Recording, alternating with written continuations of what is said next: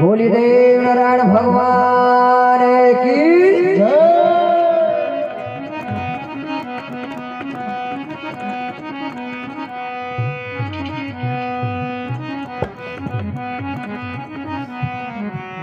कोई कमरे के आसन लगावे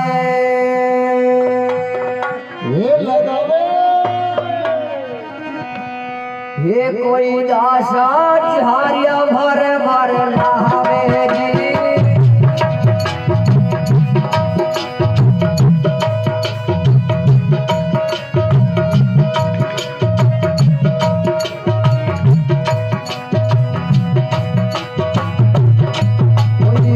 झारिया भर भर नहावे जी।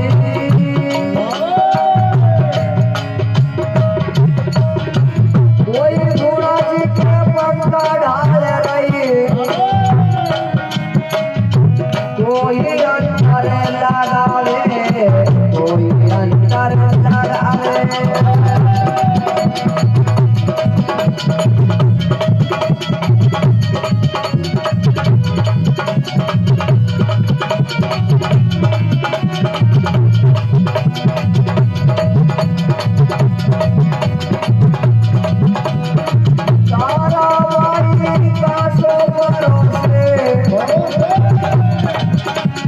घोड़ा जी भोजन पावे भोजन पावे।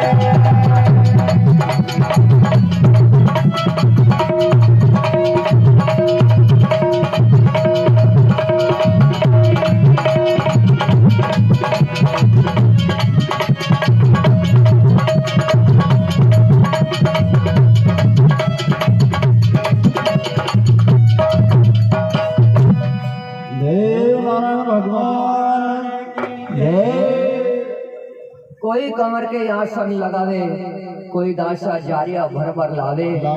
कोई गुणा जी के पंखा डाल रही कोई अंतर लगावे। कमर घोड़ा जी महाराज तारा वाई का मेल के में रुके हुए हैं। कोई दासा आसन लगा रही है कोई जल भर के ला रही है कोई कांसा परोस रही है कोई हवा कर रही है और ताराबाई घोड़ा जी महाराज को 3600 पकवान परोस रही है। दादाबाई घोड़ा जी ताराबाई का मेल के में त्रपत होकर के और भोजन पा रहे हैं। ताराबाई आसन लगा करके नीचे बैठ गई। बचपन की सुख दुख की बातें याद आ रही है और आज कमर घोड़ा जी महाराज ताराबाई का मेल के में 3600 पकवान भोजन आरोप रहे हैं।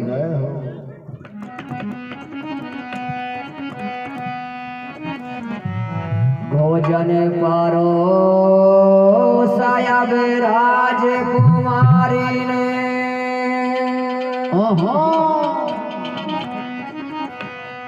ये यो 3600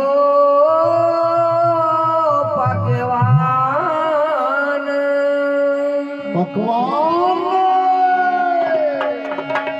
प्रेम से भोजन पावे घोड़ा जी। तो अबे कर कर गुणे को बखान कर कर गुणे को बखान।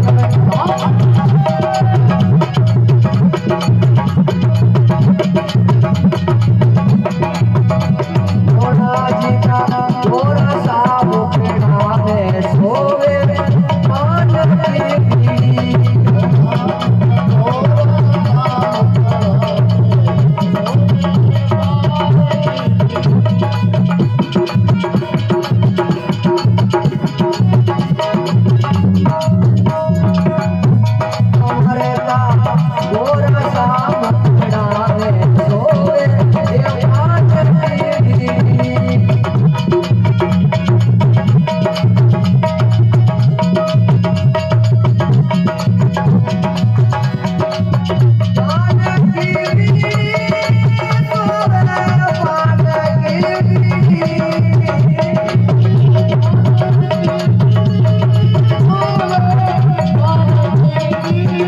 ये बात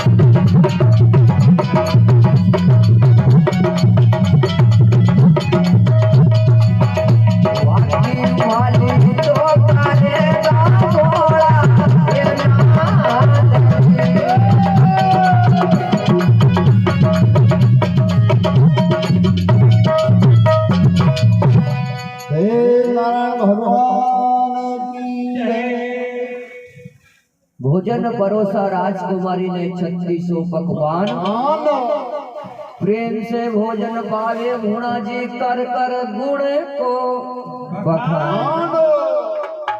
ताराबाई 3600 पकवान परोस रही है, 60 व्यंजनों से मनवार कर रही है, मन में प्रसन्न हो रही है। और दादाबाई भुणा जी बहन तारा का मेल में आखिरी मनवार को आरोप रहे हैं। घोड़ा जीवराज ने तृप्त होकर के भोजन पाया। इसके बाद में घोड़ा जीवराज के लिए अच्छी गादी लगा दी, गादी के ऊपर घोड़ा जी को विराजमान कर दिया और आसन लगा करके चरणों में बैठ गई। और बचपन से लेकर के तो आज तक की सुख दुख की बात याद आवे। घोड़ा जीवराज ने सारा समाचार सुनाया। बोले बेन, आपका मेरा बस इतना ही दिन का योग था। राणनगर तो मेरी दुश्मन बन गई है, राणा जी मुझे मरवा नोचार रहे हैं, सारे सभासद मेरे विपरीत हो गए। अब मेरा यहाँ राणनगर में निवास करना उचित नहीं होगा। अब मेरा जन्म बाप की भूमि गोट नगर में निवास करना उचित होगा, क्योंकि यार ये ऐसे तो राणा जी हमारी जान ले लेगा।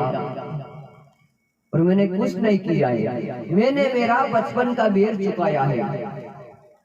सातल ने काटी थी उंगली, पातल ने चीरी थी जांग। बचपन में मेरे ऊपर इन्होंने दया नहीं बिचारी थी, तो मैंने बचपन का बेर चुकाया है। राणा जी का साड़ा चांदा रोड वाले दोनों सातरा पाताल का मैं मस्तक ले आया हूँ। और इस बात को रानी साहब को बुरा लगा। रानी साहब मुझे मरवाना चाहती है, अब मेरे यहाँ निवास करना उचित नहीं है। पर ताराबाई ने कहा कि दादा भाई, जब तक तारा वेंडोखा से तिरान में जीवित है, आपको चिंता विचार करने की जरूरत नहीं है।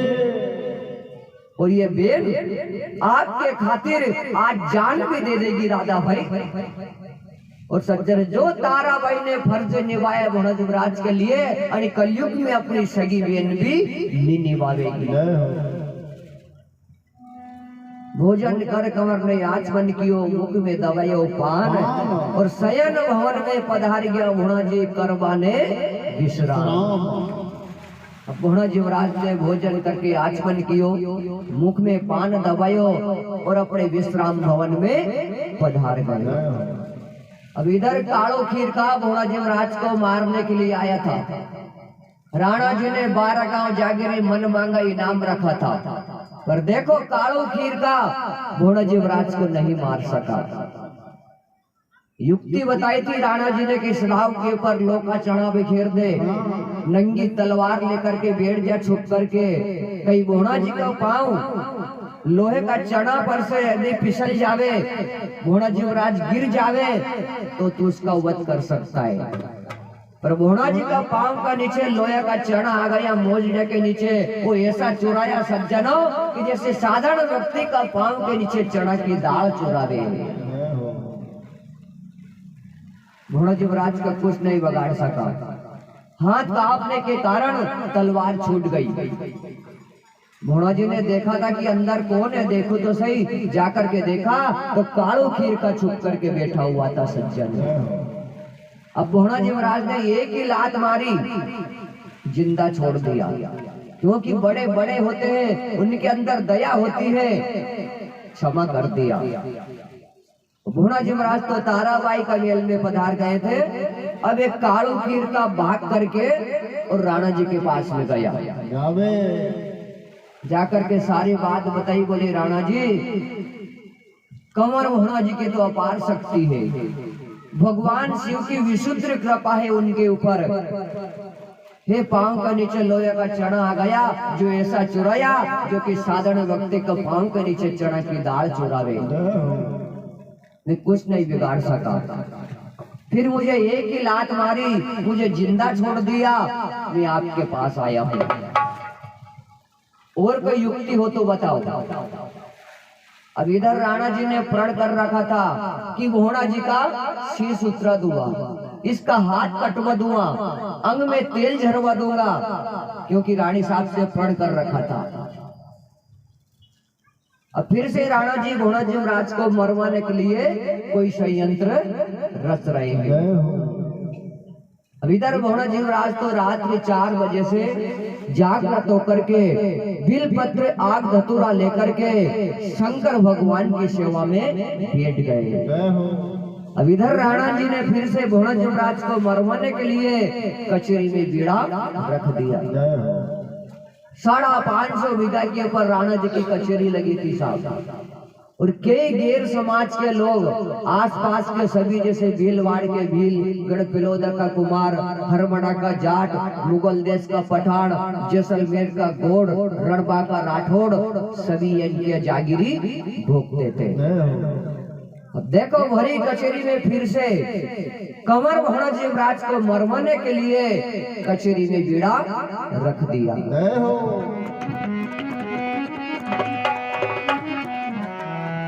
कथा चून और लोग इलायची,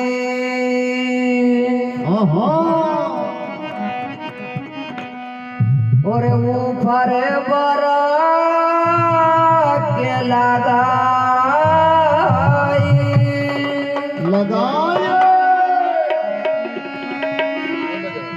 फिर फेरियो बीड़ो रण करावे ने, भरी कचेरी के माए, भरी कचेरी के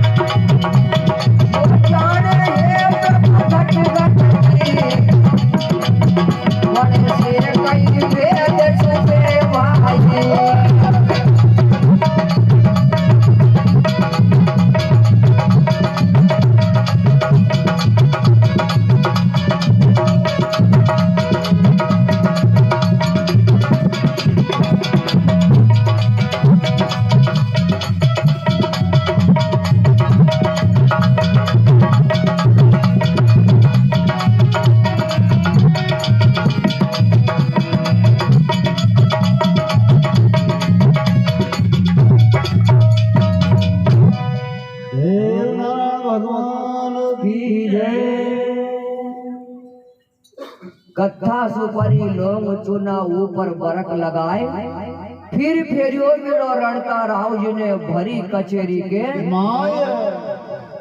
जो मारे बेरी भूणा जी ने वो बीड़ा ने उठाए।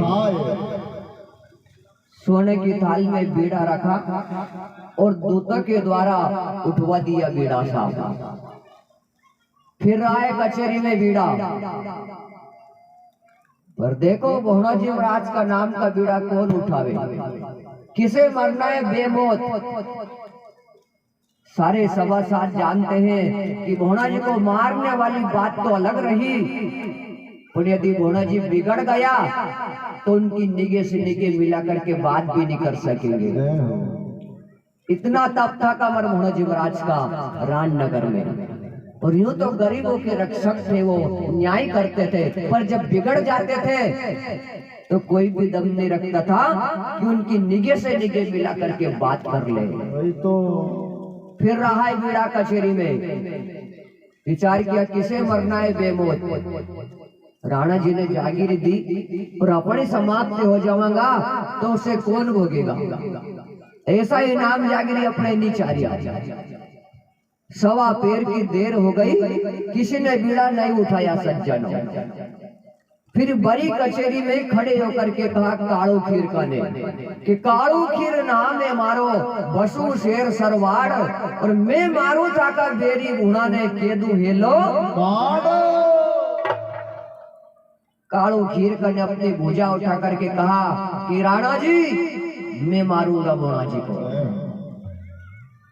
सभा साधु ने कहा ये मारे वो भूणा जी। उठा लिया बीड़ा साहब। राणा जी ने भी सब आसे दी, बोले धन्य खांडेराव को तू मार सकेगा, पर एक युक्ति और है, तू छाने छुपके से वध कर सकता है, आमने सामने तो तू उसका वध नहीं कर सकता है। वही तो कौन सी युक्ति कि जब खांडे राव जी भगवान शंकर की सेवा में विराजमान हो जाता है,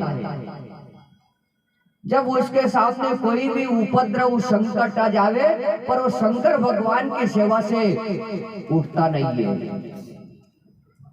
तो ऐसे कर कि सवा सवा मन का 3 जंजीर ले जा, और जब भूणा जी सेवा पूजा में बैठ जावे, ध्यान में विराज जावे, तो छाने छुपके से सवा मन का जंजीर ऊपर गिरा देना, जंजीर के बंधन में कस देना।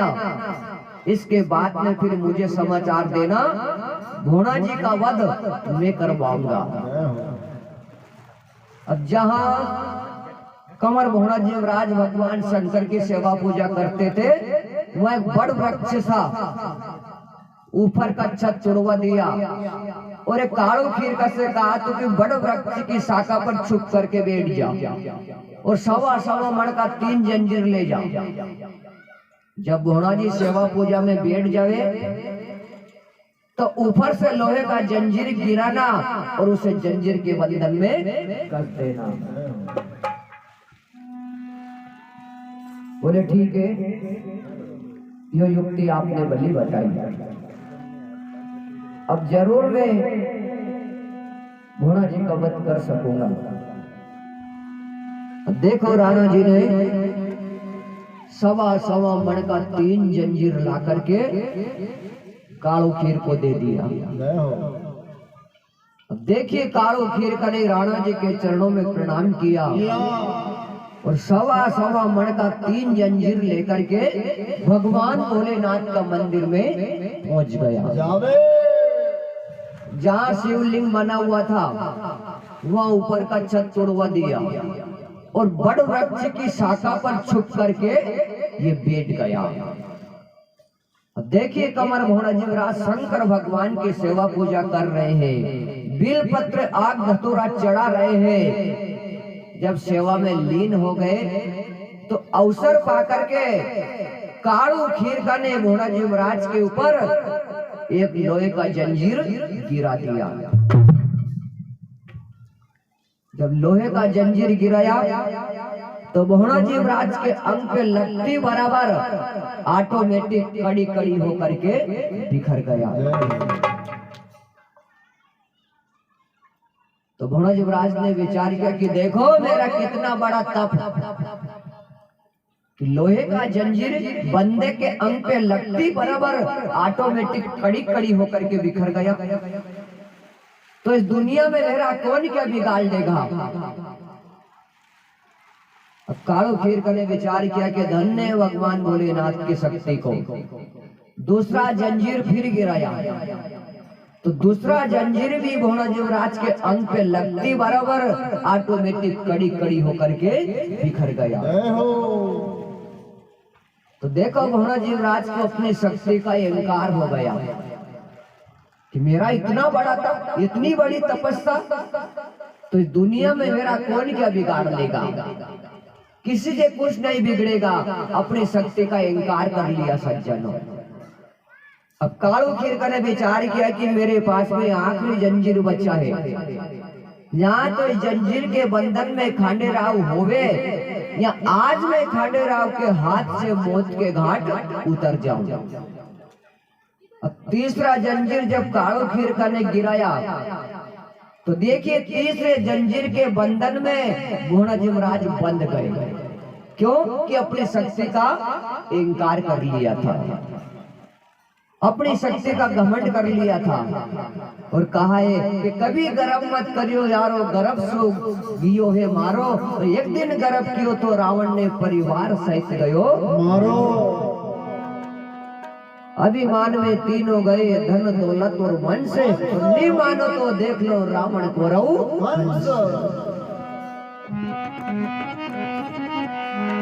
मत कर जे अभिमान मान मन मारियो जासी रे करबे गड़ जासी रे।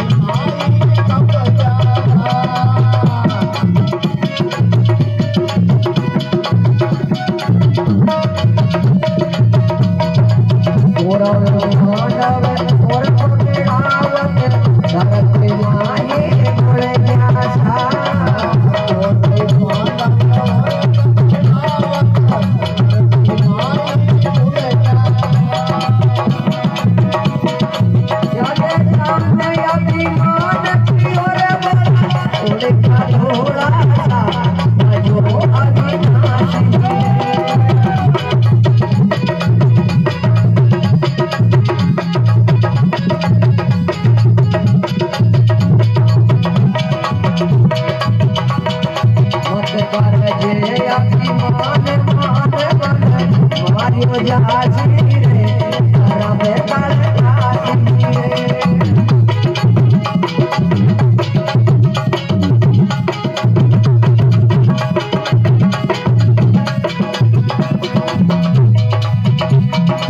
मत कर के अभिमान मन मन मारियो जासी रे तारा बेकार जासी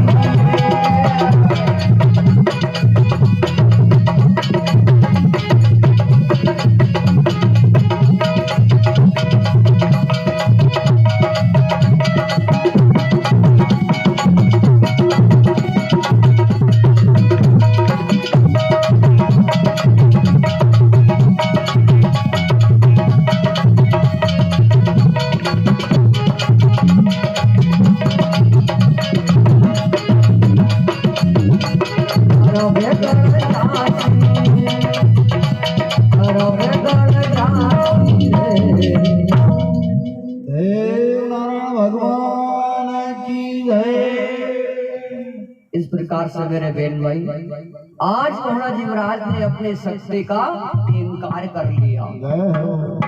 तो इनकार का हरण करने वाले विराज रहे गढ़ गोठवे नग लीला का अस्वार देवनारायण भगवान ने इनकी शक्ति का हरण कर लिया। क्यों कर लिया कि दादा भाई भोला जी को शक्ति का अहंकार हो गया है और ये शक्ति घमंड इनका पतन करवा देगा। और जिसने भी सज्जनों अभिमान घमंड किया है वो इस दुनिया में ज्यादा दिन नहीं जिया है। अब नारायण ने उनकी शक्ति का हरण कर लिया तो तीसरे जंजीर के बंधन में भोला जी महाराज बंध गए। अब इधर कालू खीर का प्रसन्न हुआ, दौड़ करके राणा जी के पास में गया। जय वो छत्रपति महाराज गणी खंबा अंदाता के बात है कालू खीर का कि खांडे राव जी का वध कर दिया। बोले नहीं, मैंने उन्हें जंजीर के बंधन में कस दिया है। अब उनकी कोई भी शक्ति काम नहीं कर रही है। आपकी इच्छा माने सो व्यवहार खांडे राव जी के साथ में करना। मैंने तो मेरा काम कर दिया है। राणा जी ने कहा धन्य कालो खीर तेरे को 12 गांव जागीरी मन मांगा इनाम दूंगा। ठीक है, खांडे राव जी का वध मैं करवाऊंगा। देखो राणा जी ने सज्जनों जल्लाद बुलाए यानी कि कसाई, और जल्लादों को बुला करके कहा कि जाओ कमर भोणा जी भगवान भोलेनाथ के मंदिर में जंजीर में कसा हुआ है, उसे उठा करके कहीं जंगल झाड़ पहाड़ में ले जाओ और उसका वध करके दोनों नेत्र निकाल करके मेरे पास में लाओ तो 12 गांव जागीरी मन मांगा इनाम दूंगा। जय हो। अब इधर देखो जल्लाद राणा जी की आज्ञा से भोणा जी महाराज का वध करने के लिए भगवान भोलेनाथ के मंदिर में पहुंच रहे हैं। जो भी पूजा सामग्री रखी हुई थी सब जल्लादों ने भ्रष्ट करवा दी, पांव से ठुकरा दी। और देखो भोणा जी महाराज की निंदा कर रहे हैं, आलोचना भरी बात है। हाँ मंदिर नारायण सिंह जी ग्राम पढ़ाना वालों की ओर से 50 रुपया कमर भोणा जी महाराज की सूरवीरता के ऊपर दिए जाते हैं। बोली देवनारायण भगवान की जय। जल्लाद बुलाए, देखो जल्लाद भोणा जी महाराज की हंसी उड़ा रहे हैं, आलोचना भरी बातें कर रहे हैं। बोले खांडे राव बहुत मान सम्मान था बेटा तेरा रूखा से तिराड़ में, बहुत गरबा गया था तू। अब थोड़ी देर से तुझे यमलोक की यात्रा करना है। जय हो। हम तेरा वध करने के लिए आए हैं, सावधान हो जा, आज तुझे कोई नहीं बचा पाएगा। बहुत गरबा गया था तू, बहुत राज चलता था तेरा। अब राणा जी की आज्ञा से हम तेरा वध करने के लिए आए हैं, सावधान हो जा। पर भोणा जी महाराज ने कहा जल्लादो मुझे मरने का डर नहीं है। ठीक है, तुम लोग राणा जी की आज्ञा का पालन करो, बल्कि अब सबसे मत बोलो। जितना तुम्हें बोलने की जरूरत है उतना ही बोलो। जल्लाद ताली बजा करके हंसने लगे, बोले बेटा तेरी मृत्यु निकट है, तुझे मरना है, हम राणा जी की आज्ञा से तेरा वध करने के लिए आए हैं। पर सज्जनों आज वो बात सही सिद्ध हो रही है। कौन सी? कि नीचता जे नहीं नीचता और अवगुणता जे निगुलाम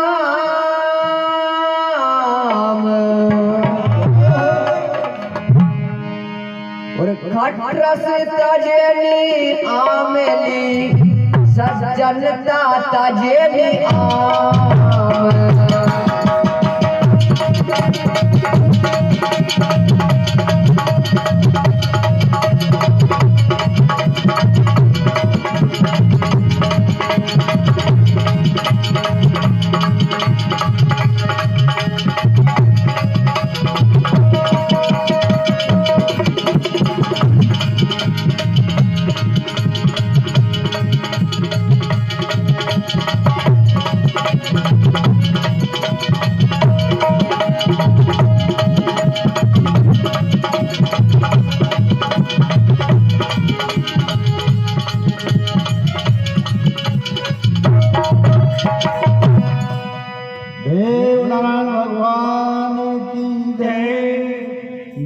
तजे नहीं नीचता अवगुण तजे नी गुलाम, खटरस तजे नी आमली तो सज्जनता तजे नी आम।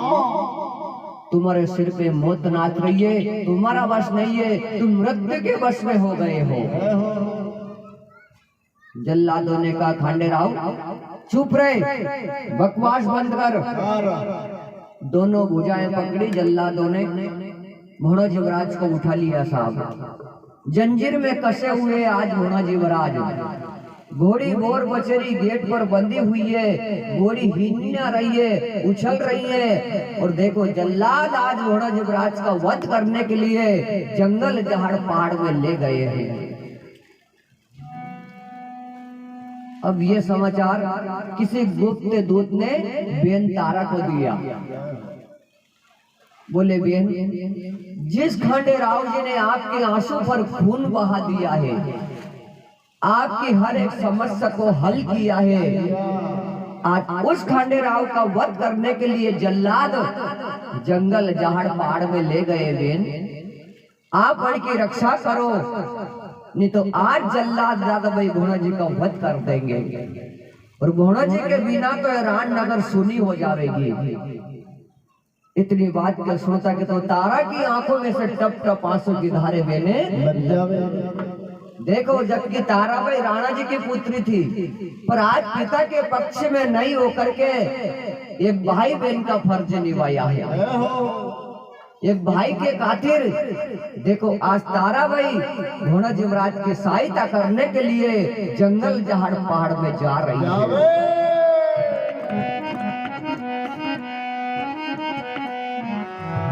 कान में कुंडल फेरिया बाई ने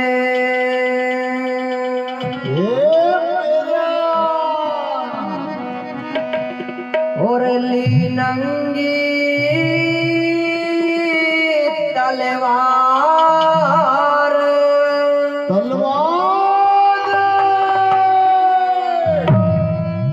देश जनानो उतार लियो मरदानो धार।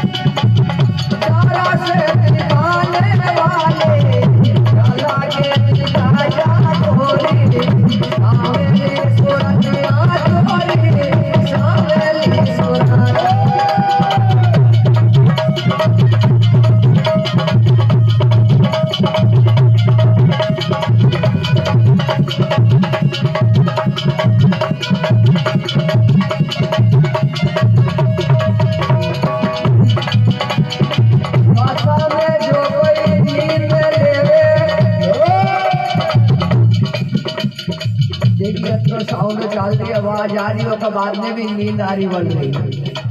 मांडा में गया होगा, मांडा में। ये क्या है? शास्त्र का प्रमाण है। यदि कोई सत्संग पांडाल में बैठ करके नींद लेवे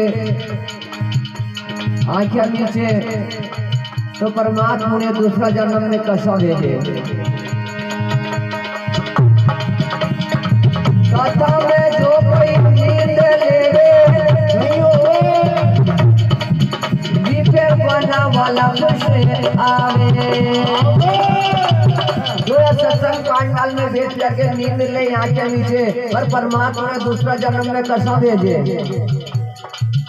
दूसरा जन्म में खाली वो डरी लगे रे, वलप नहीं रेवे। फिर ने कहीं कपड़ तो गर्भ से ही असोए। अरे गर्भ से नहीं है, कहीं कहीं पट्टा ने नींद ली होगी।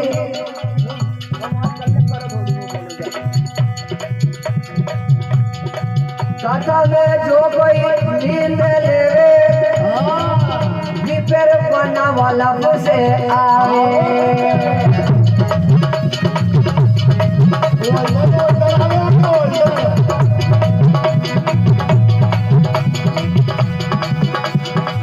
जो कोई पग में आटी राखे यहाँ तो सब बढ़िया बैठे, यहाँ की बात नहीं है। पर अगर वही आड़ी यूं बैठे, यहाँ तो सब बढ़िया बैठे, यहाँ की बात यहाँ तो कुआं ही नहीं। फिर बूढ़ा आदमी बैठ जाए कोई बात नहीं, खोपर तुझे।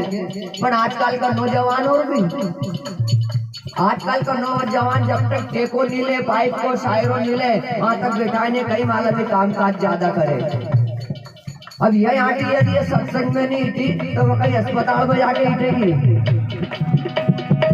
लंबा पकड़ के कथा सुने, सब बैठे जाने पेराऊ ने लेके आए हैं कोई। लंबा पकड़ के कथा सुने फिर एक पाव से आवे।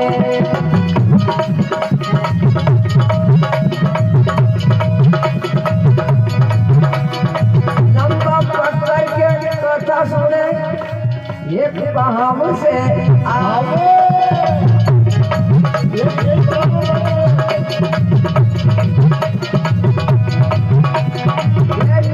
गर्दन करके कथा सुने,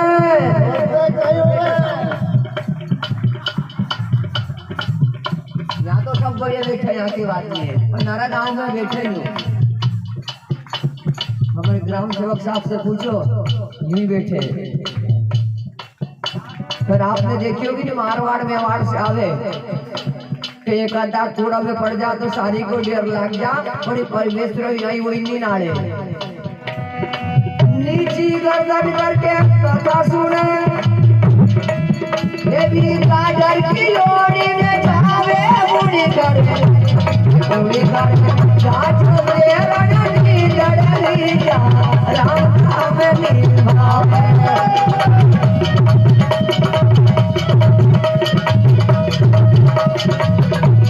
बुढ़ी कर जाच में रणनी लड़ली जा, राम नाम निभावे।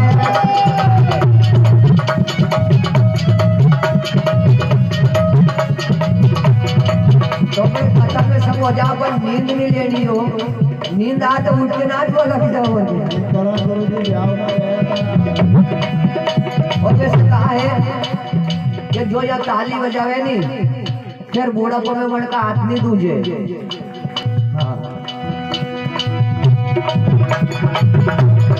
ओड़ी घर जाच में रणनी लड़ली जा, राम नाम निभावे।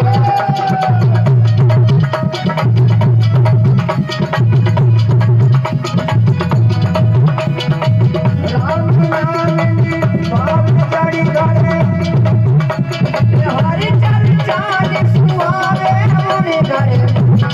ओड़ी घर जाचो में रणनी लड़ली जा, राम नाम निभावे।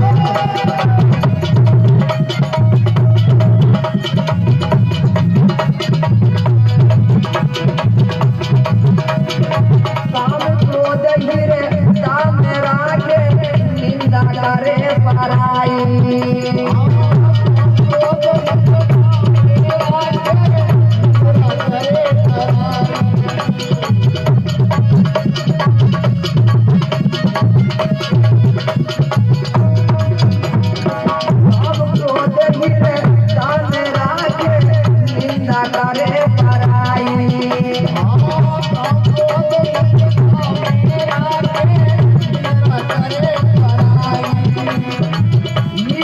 तीनों तूने ही बताया ये माँ जाजो बिना बुलाई मुड़े घरे जाजो बेगनती तड़ली जा राम नाम निभावे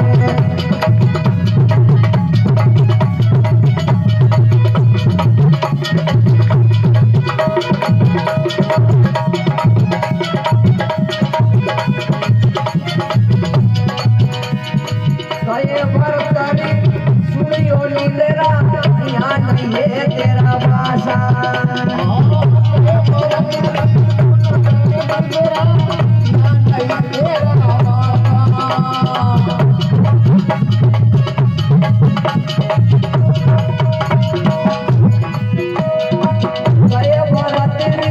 सुनियो निंद्रा यहाँ नहीं है तेरा भाषा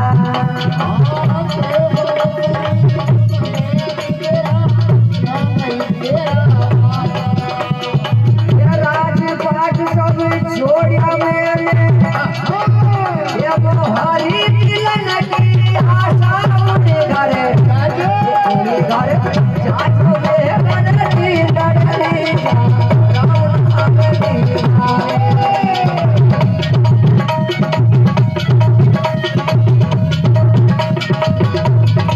निभावे जाजो बेगनती तड़ली राम नाम निभावे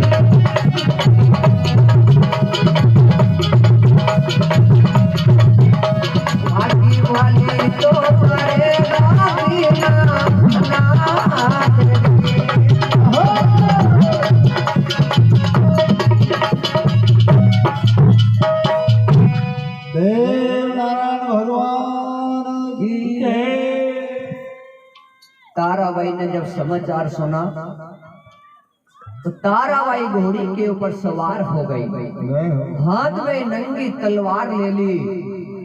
देखो घोड़ा युवराज के खातिर ताराबाई भगवान भोलेनाथ के मंदिर में पहुंच रही है। अपनी आंखों में से टप टप आंसू की धारें लग रही है। ताराबाई लुढ़ लुढ़ के रो रही है, रुदन कर रही है।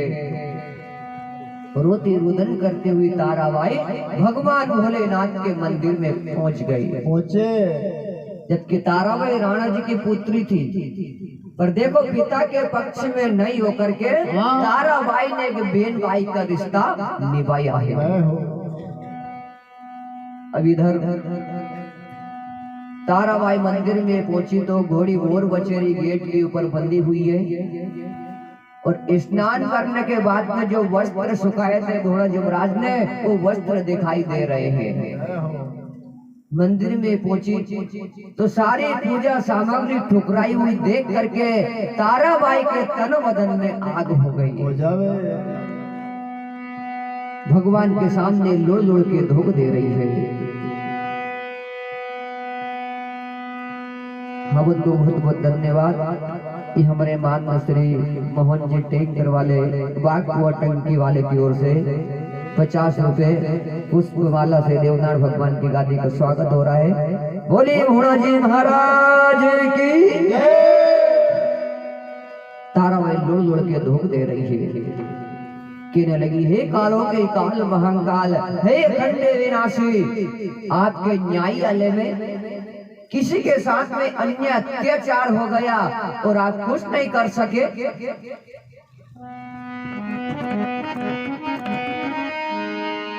नित्य था की सेवा में आवे दादा भाई भूड़ा जी।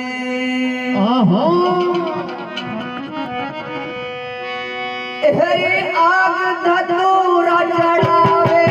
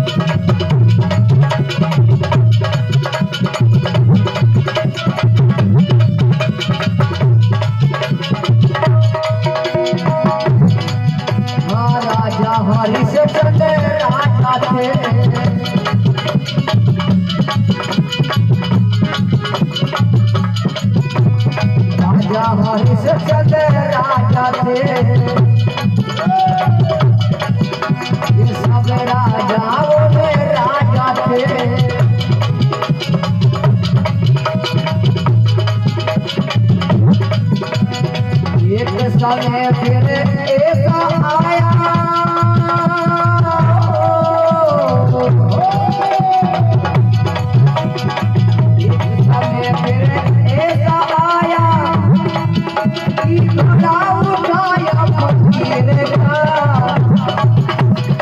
बिना की गत टाले न टाले जब खेल रघुवीर का।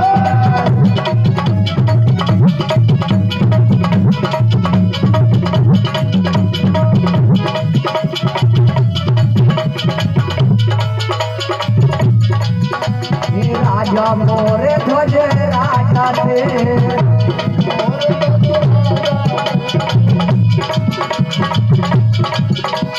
अब राजाओं में राजा थे।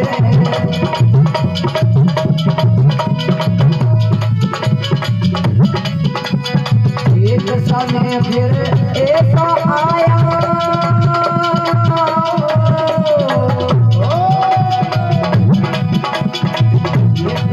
फिर ऐसा आया कि पुत्र के आरा चलाया था, बिना की गत टाले न टाले जब खेल रघुवीर का।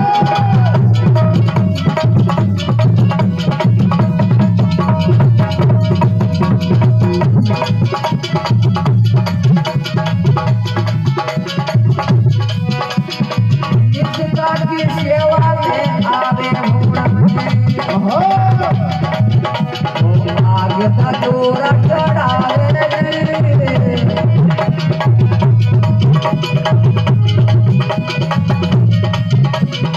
पूजा संपन्न किए भीतर भोजन में आवे।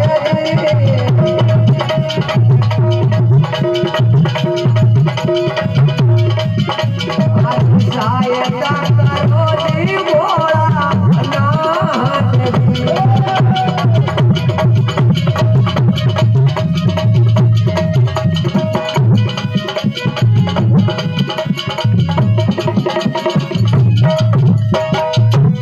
देव नारायण भगवान की जय। इस प्रकार से आज ताराबाई भगवान भोलेनाथ के सामने लुढ़ लुढ़ के धूप दे रही है, रो रही है, रुदन कर रही है, कह रही कि हे भगवान भोलेनाथ आप सहायता करो। बहुत बहुत धन्यवाद बंधु। ये हमारे देवकर्ण जी की ओर से 50 रुपए फूल माला से देवनारायण भगवान के गादी का स्वागत। परमात्मा ने सद्बुद्धि दे, सत्मार्ग दिखावे, इनकी नैया पार लगावे। बोलिए देवनारायण भगवान की जय।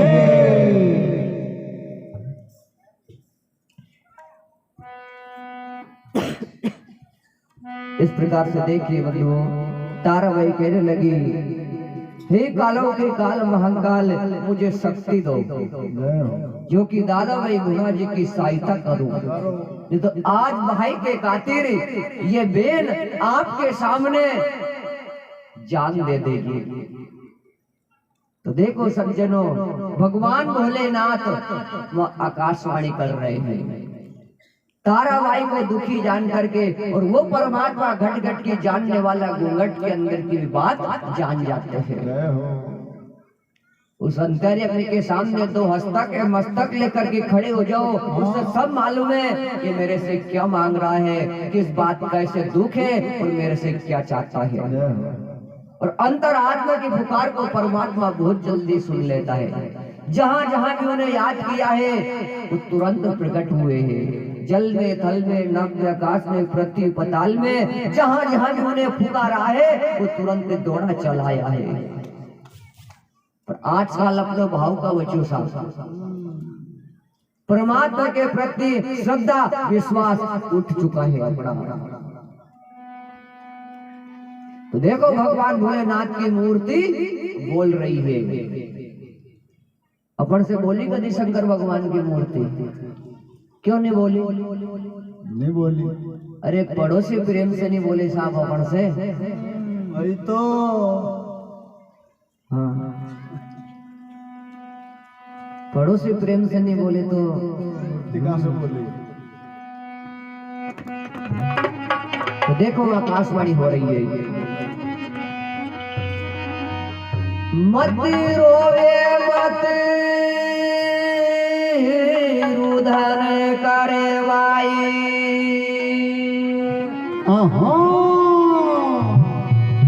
मत बरसाने ना से नीरज मत रोवे मत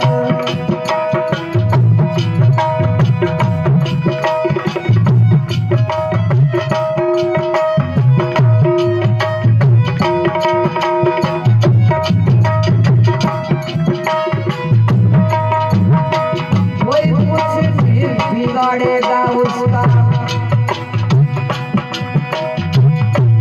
जगत में कायम तेरा वीरज कोई कुछ नहीं बिगाड़े उसका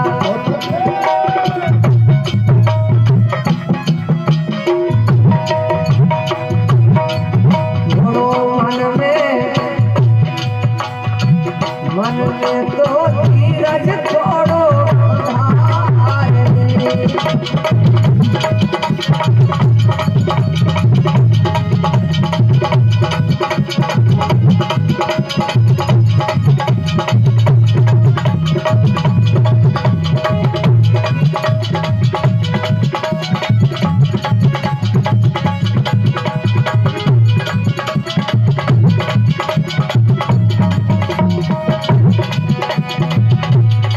ये हमारी कारवाती ये हमारी कारवाती ये मत परने मन का जोगी है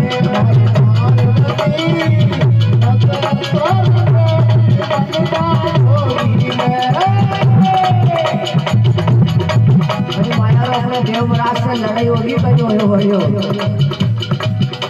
जब भी डीजे हो तो देखो बस शेर में नाचे शेर में और यदि कहीं डीजे बंद हो जाए तो जनरेटर चाले वो पे ही नाचे पर नाचती होती हो मत परने बनता जोगी ने हमारी कारवाती मत परने बनता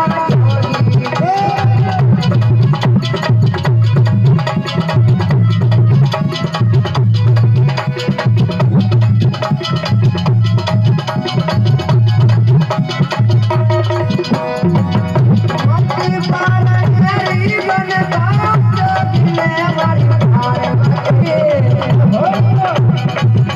मत परने बनता जोगी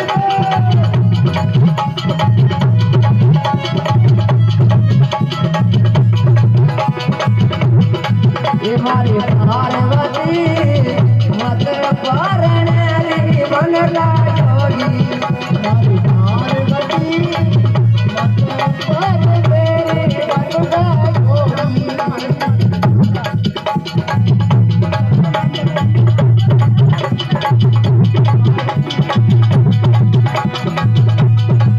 हमारी पार्वती मत परने बनता जोगी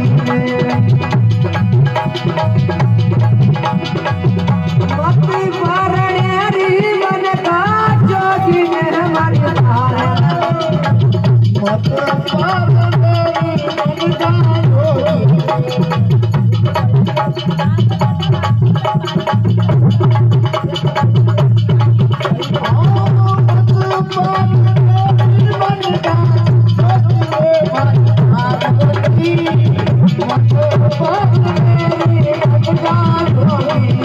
बहुत बहुत धन्यवाद।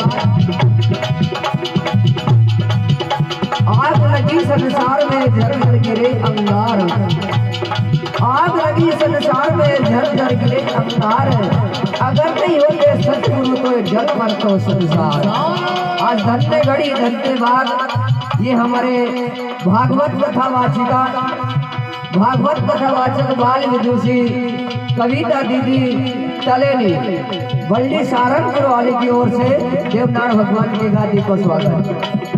भागवत कथावाचक बाल विदुषी कविता दीदी दलनी की ओर से देवनारायण भगवान की गादी का स्वागत। परमात्मा की वाणी में बहुत शक्ति देवे, मिठास बना रखे और इनके कार्यक्रम हमेशा चलते रहे। बोली देवनारायण भगवान की।